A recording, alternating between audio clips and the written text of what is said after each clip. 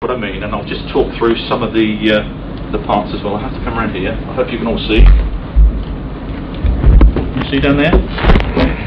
The terminal itself is in the slaughter area itself.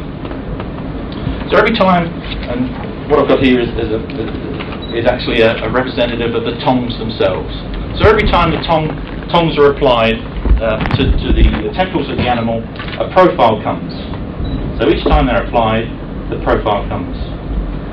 What that profile shows is the area here shows that the correct current, which in this case is for sheep is 1 amp, set at 1 amp, was reached at the correct amount of time. It was reached within 150 to 200 milliseconds. Very important measurement. And that the current stayed above 1 amp for the period of time that the parameters were set. The guidelines say 2 seconds. And that there was no significant breaks in the application of that current.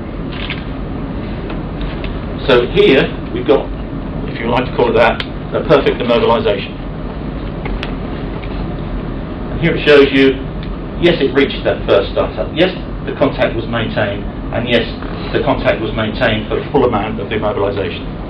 Now, if we don't do that, if the tongue operates a bit slow, what happens is it actually tells you so. Here we have 3 red, which says no, the parameters were not met. So therefore, the decision then has to be made of whether that was an adequate immobilization. And if there's a break, it'll show the same as well. And each time tongues are applied, that profile will work. So there's a clear indication to the tongue operators of what's going on, and also anybody else who's interested can actually see that happening all the time. Parameters can be set. So if as long as you don't go, as long as the vet approves. At the moment it's set for 2 seconds. If you wanted it less than that, the parameters can be set to that. Now the clever bit, this is the bit I like. Because what we've got here is, this is the PC browser. So the vet's sitting in his office, and at the moment the vet, the quality manager, will perhaps nip down to the slaughter pen maybe 2-3 times a day, maybe more, maybe less. I'm not saying that we don't need them to do that. All I'm saying is they can now monitor at any time. So each time that the immobilization is applied, it goes onto the terminal and then is replicated remotely on the browser. So you can keep that, as I say, you can keep that running throughout the day, so you have a clear picture all the time of what's happening. So I'll do a pretty one so you can see the, and there it is. It's that quick. So that's real-time monitoring. What it'll also do is those it's a bit difficult for me to show you at a distance, and if I do show you, I'm going to be in front of it. But what it will do is it'll print now reports of those stunts. It'll upload that data to the browser and then provide reports on individual users, on individual batches, on the tongs themselves for each one of those profiles, or each batch. What you can also do is you can go and scroll through, so you'll get the picture of those profiles as well for quickness. If you wanted to scroll through, you can go back 2 days ago, a week ago, and you can scroll through each one of those profiles with the graphs to look at it.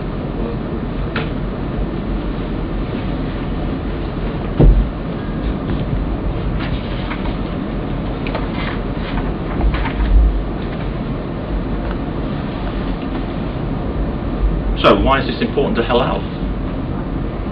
Well, it shows the full immobilization picture, both to the operator and to any other interested parties.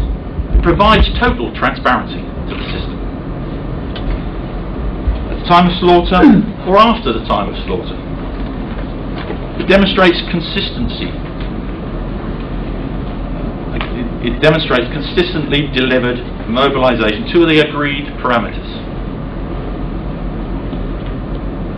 And we believe it will assist the Muslim community to consider head-only immobilisation as a prerequisite for slaughter because of the transparency that's provided within the system.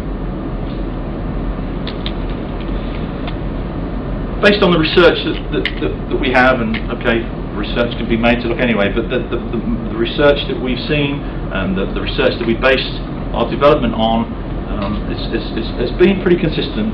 It shows that no pain is felt if 1 amp is delivered across the head within 150 to 200 milliseconds. It's the stimulus of the brain. If you prick your finger, the research is in humans too. If you prick your finger, it takes that amount of time, 150, 200 milliseconds, for your brain to actually say, ouch, because you felt the pain. So therefore, if the immobilisation takes place prior to that, within those parameters, no pain is felt. The animal will remain unconscious until slaughtered if the current is maintained from 0.5 to 2 seconds.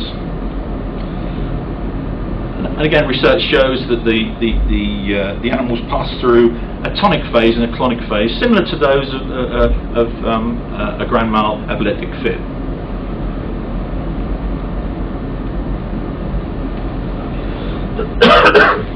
And more importantly, if no further action is taken, if those parameters are met, no further action is taken, the animal will recover consciousness. After about 30 seconds, the rhythmic breathing will return, followed by a period of calm, and then with recovery happening fairly quickly afterwards. Another interesting part of it is that the research also says that uncontrolled muscle activity increases the loss of blood. If the brain is in an unconscious state, it dampens down, it controls the spinal reflexes. So therefore the temporary unconsciousness caused by the immobilisation removes the control, which results in exaggerated spinal reflexes and kicking. Therefore the muscle activity increases blood loss.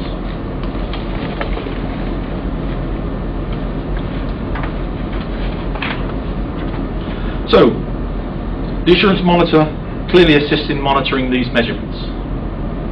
It gives transparency and confidence to the system. It also helps to establish that following head-only electrical immobilisation, the animal will feel no pain at slaughter and will recover. Thank you very much. Are we taking comments, observations, questions now or later? Later. Later. Okay. Thank you very much for listening. Thank you.